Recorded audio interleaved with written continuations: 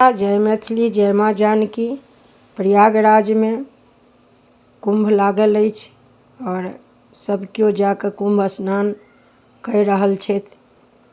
तऽ एकटा बहुत सुन्दर रचना मणिकान्त जी के कुम्भ स्नान पर ई गीत लिखने छथिन, तऽ सुनैत जाउ।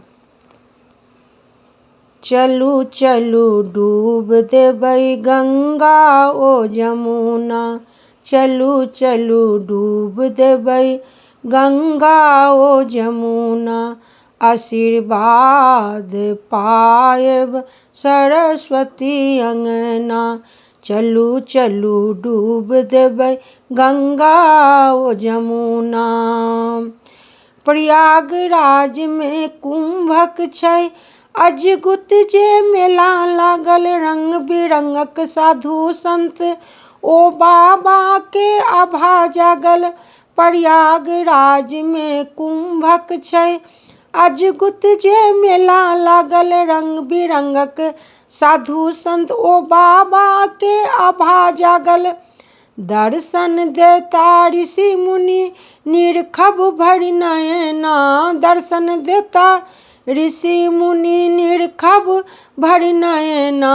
चलू चलू डूब देबै गंगा ओ जमुना, चलू चलू डूब देबै गंगा ओ जमुना।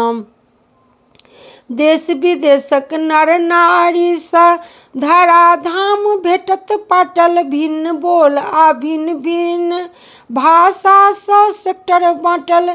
देश विदेशक नर नारी सा धराधाम भेटत पाटल, भिन्न बोल आ भिन्न भिन्न भाषा सँ सेक्टर बाँटल। संगम तट पर जाइते देरी सुनब सब बयना, संगम तट पर जाइते देरी सुनब सब बयना। चलू चलू डूब देबै गंगा ओ जमुना, चलू चलू डूब देबै गंगा ओ जमुना।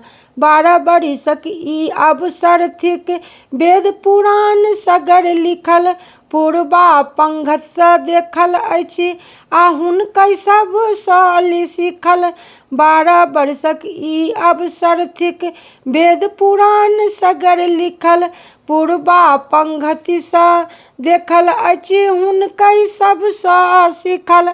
मणिकान्त गीतक पाँति संकट तैरैना, मणिकान्त गीतक पाँति संकट तैरैना।